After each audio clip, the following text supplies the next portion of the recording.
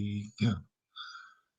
All right, yo, what's up, people? This is Zero, and today I have the the beautiful Jessica Hicks. Gonna tell us what it's like to be a job recruiter and tell us some of the things about it that maybe we don't know about the work industry. So I'll let you introduce yourself and mainly what your channel's about and go from there. Okay. All right. Well, thanks, Zero. So I'm Jessica Hicks. I have worked in the human resources or HR field for around 8 years, actually coming up on 10 years if you include my time in college. But really, a lot of what I do as a recruiter is connecting people.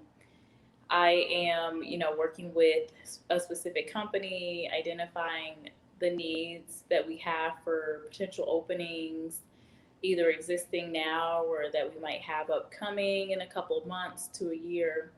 And I use different tools, different sites, especially LinkedIn, which I talk a lot about on my channel, to identify talent and have discussions with them and bring them to the company. So I think what a lot of people probably wouldn't know about recruiting is that it is a lot of administrative work as well. You're doing a lot of relationship building, you're managing your candidates, you're managing your job openings from the point where you have an opening to all the way to the process of like identifying people, connecting with your hiring managers, compensation teams, all these different groups internally. But then you're also doing a lot of external relationship building with candidates and with branding yourself and the company as well. So it's a lot to consider. You're basically the company brand throughout that process as well, up into the point where you extend an offer to a candidate. So that's what I do on a day to day.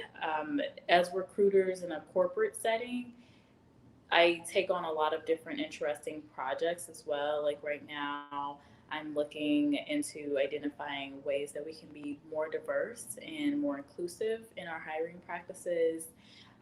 As well, in the past, I've really been able to branch into other areas of HR by starting out as a recruiter. So I can share more about that. Really, what my YouTube channel is about is to kind of bridge that gap between job seekers and someone like me who has the insight knowledge about what companies are looking for typically when identifying candidates. What does a person need to put on their resume? What do they need to say during their interviews? Like, what are some of those missing things that candidates should know that aren't really openly talked about? And how can I help people identify opportunities? I also talk a lot on my channel about alternative ways to make money, like with mystery shopping or by using different venues online to share your ideas and get money. And then I also do just follow different trends, like I've recently been sharing about stimulus updates and just anything related to people increasing their income, whether that be through jobs or side hustles. That's really what I want to bring to my audience and have some fun while doing that as well through my live chats and things. So that's pretty much my channel. It's ever changing, but it pretty much sticks to those main topics. Okay. So like yeah, as far as your channel is concerned, what inspired you to want to help people like that? Good question. Well, I will say I ventured into HR because I wanted to help people.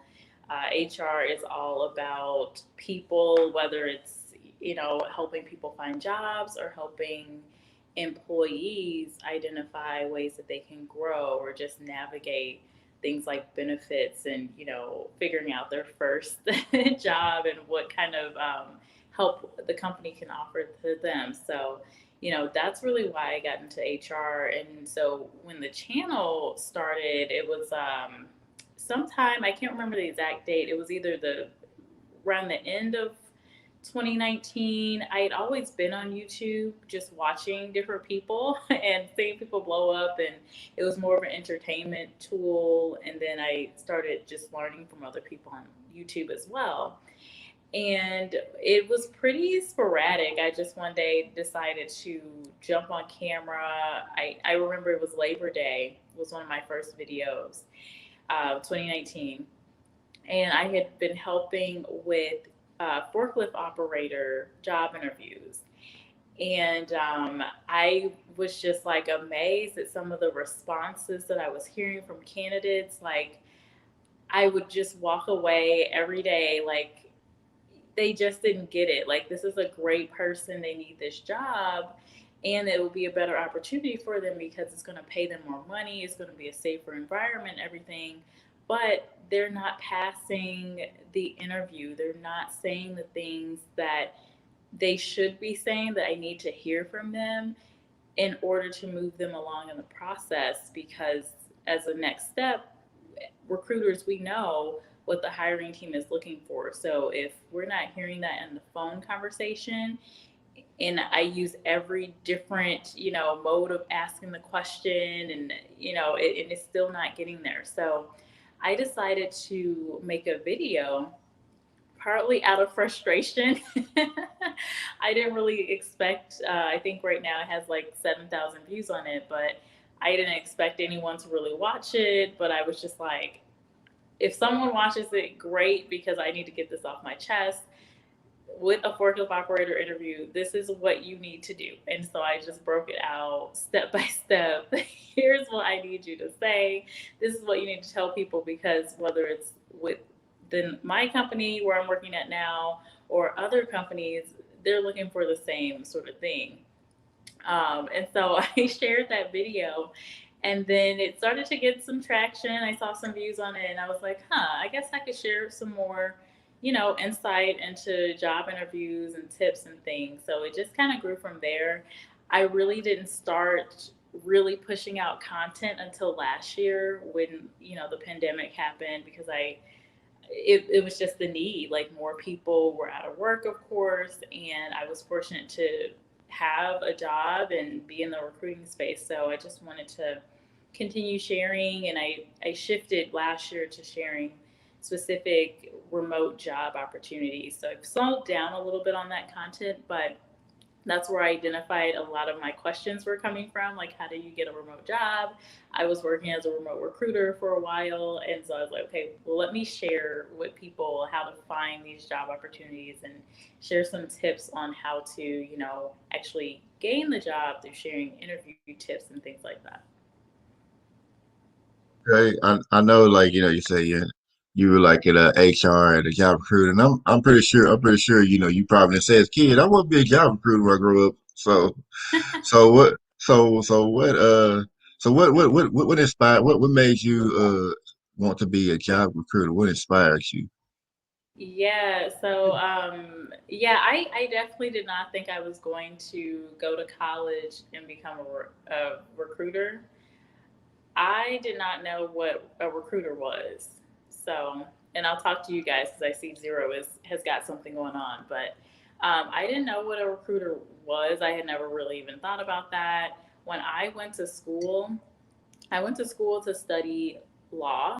I was pre-law. I took my first classes as a like political science classes, and they were interesting. I found out a lot about politics that I did not love, and if you watch my channel, you know that I pretty much call myself apolitical. I do have a stance on politics, but I don't typically. I'm not like hard pressed on politics just because it's kind of a game. But I started learning that, and I began talking with lawyers that were working in their fields, and whew, I heard a lot. So I ultimately decided, well, maybe law isn't for me. I had only decided that law would be the right thing because my mom had pretty much ingrained it into my head, like, you're going to be a lawyer. You're going to be a lawyer. Like literally after high school, that was the only thing in my brain. So when I had to, fill out the paperwork of what am I going to do for the 4 years, I was like, well, of course I'm going to go to law school without even doing that deep dive into considering what do I really like to do? What do I enjoy?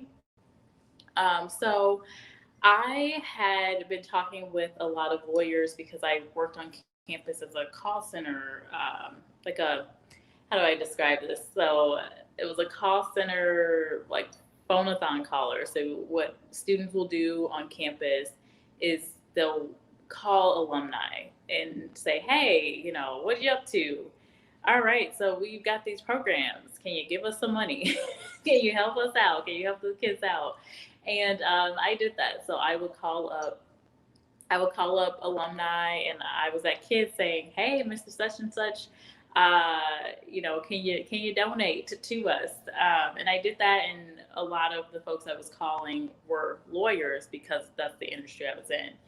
And yeah, just after talking to them, I really did not feel like I was super passionate about any area of law. I had planned on becoming a corporate lawyer just because, well, that's where the money was going to be, right? It wasn't really, oh, I love law. I just love it. I, would enjoy reading up on it and just, all of these things. It wasn't that. It was just about, okay, I'm going to have a job after college. I'm going to make a lot of money. So I had a mentor in college, this very older man, great guy, still stay in touch with him. But he worked in consulting for a long time. And he was the one that pretty much directed my path of, okay, I don't know what I'm going to do. I don't know what I'm going to do with my degree. It was around, I think, sophomore, junior year. And he just sat me down and said, "Hey, you've shifted your degree. You're not pre-law anymore. You're getting this business degree. You love people. You have a great personality. You're caring. Why don't you consider human resources as a field?" And I didn't know anything about human resources, so he was just telling me like, "Oh, you like people. You like business. It's a great match." And he had a connection. This is why I tell people all the time, network. But he had a connection, an old high school buddy of his, who was the chairman of a large public relations firm. And they had some openings, internship openings, for like HR recruiting type of jobs. So what I did was I kept in contact with my mentor, and he told me like, "Hey, if you want to pursue HR, I have this connection. I will set up a meeting. No promises, but you want to present yourself well. Bring your resume, and maybe there could be an opportunity for you. Maybe he can open a door." And so I did that. We met at a coffee shop. I think it was Caldy's Coffee. So I'm from St. Louis, and we have Caldy's Coffee there. I think they're still in business at least. And so we met there, and I did just that. It was like an interview. I just had a conversation with him. I brought my resume, which I had other people look at the time just to make sure it was top notch. And yeah, he said he liked me. He wanted to move me on and share my information with the folks in HR, and they'll reach out to me if they're interested. So of course, being a chairman, you have that pull, right? So that was really my way in. I was able to interview for the job, won the folks over in the interview, and I started that internship opportunity. And so that's really where it began, where I actually started learning about what it meant to be a recruiter. Now, as an intern, you're not really doing, you're not really recruiting. You're more so you're helping other recruiters, and you are supporting them in what they need to do. So recruiters will be the folks that are on the phone all the time. But what you don't know with recruiting is there's a lot of research that goes into the work. So, how do you even identify people to talk to? How do you build out contact lists? Like, where do you get this information from?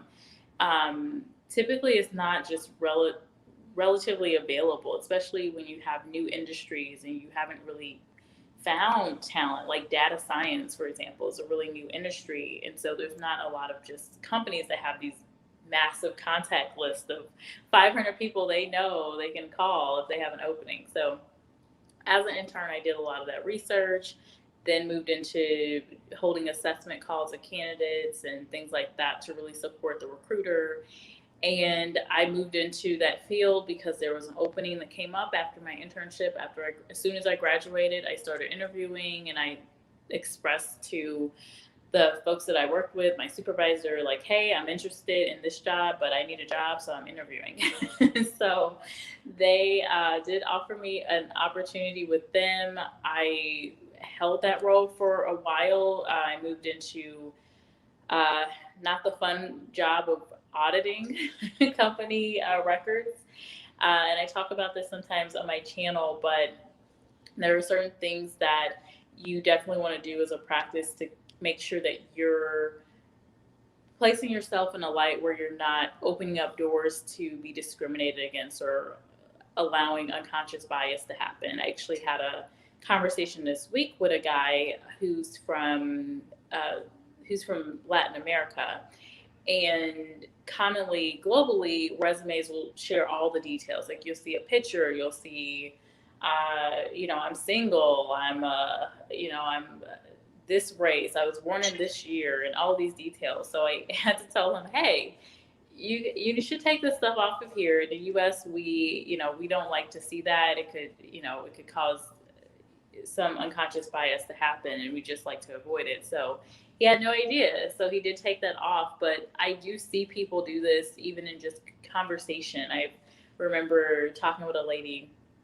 She was older, and she started off her like elevator speech with saying, I'm a 40-year-old woman and blah blah blah. And I was just like, no. Don't do that. So there's just so many things that you know as a person, when you're looking for a job, you don't really think about, you want to be very honest and transparent, but sometimes you can't be that way to, really nail down the job. You have to hold a little bit back. But anyway, I'm getting a little sidetracked, but I worked with that company for a while. I moved into different areas of recruiting, HR, training, and development. HR is just such a broad space, but I moved into all these different areas, decided to move on to another company, moved on to another company, and it brought me back to recruiting again. So, but I love HR. I think it is a really nice space for someone that likes helping people, but it's not the only career that you could do if you like helping people. I recruit a lot for IT professionals, and that's also a great industry that I recommend people that like to help others do, because you're just helping folks in a different way. So yeah, and I don't know how much of that you heard, Zero, but I was just kind of telling my story and walking through my Yeah, back. yeah. I heard some of it. I just ain't had like people tell me stuff, So it's all good. But uh, but yeah, as far as that like far as helping people with HR, like what it like I guess it's a big question to ask is what would be the craziest thing you had to deal with while being in HR? Oh gosh. The craziest thing I had to deal with. Um, I would say probably the wildest issue that has come up are there was a time when a certain couple were doing things in the office, and so you have to manage that type of scenario. Someone had come to me not knowing that I was HR, and they shared some intel with me about two people in the office doing some naughty things, and so being HR, had to actually. Luckily, it wasn't. It actually was not the office I managed. I sat in the office, but with HR, like you can be an HR generalist or HR business partner. Typically, you'll have in a large company different regions that you will manage. So luckily for me, I didn't have to do the in-depth investigation, but I did have to have those hard conversations of sharing the intel that I had received, looping that person that told me in. And I honestly don't think this guy knew that I was HR. He literally was doing some work on our office, which is being conversational with me. And I'm a friendly face. A lot of times people will want to talk to me. And so he's like, "You want to hear the funny story?" And I'm like, "Yeah, I'm very curious." So I'm like, "Yeah, of course, tell me." And he goes into these details, and I'm just like floor. Like, where were they? Where were they doing it? Oh, okay. What floor? Did you see any name tags? What name? And so you have to like. At that point, I think he started to think, "Oh, wait a minute." But I told him like, "Okay, I have to tell someone about this." And he's like, "Oh." So it was interesting. He didn't know what he walked into that day. But yeah, you as an HR professional, you definitely like and think about things that happen in the office. There's disputes. I remember I had a situation where someone brought up a discriminatory claim up against a certain office that I did manage. So had to go through the full investigation process with that. There's like the he said, she said scenarios of just people not getting along. So when you just think about even like in your family, how there's always some people, these two people don't like each other, so you can't put them in a room together. You got to manage the politics around this, or if you got to make decisions, you got to bring it to this person and get everyone else on board. A lot of that happens in HR as well. Like you're kind of managing those politics and keeping the family together and operating and functioning right while managing through all these different issues. The things that I like though with HR, especially, are when you get to help people develop and grow or get promotion opportunities or get a training that they've been dying to get, or, of course, we're recruiting, get their dream job. So, yeah, those are probably more memorable things. But yes, in HR, you will see you will see a lot. And it just depends on what area you want to go in. And if you ever talk to an HR professional, you can hear some funny stories, probably like that one, where it's like, "Oh, okay, so they're doing this upstairs. Tell me more."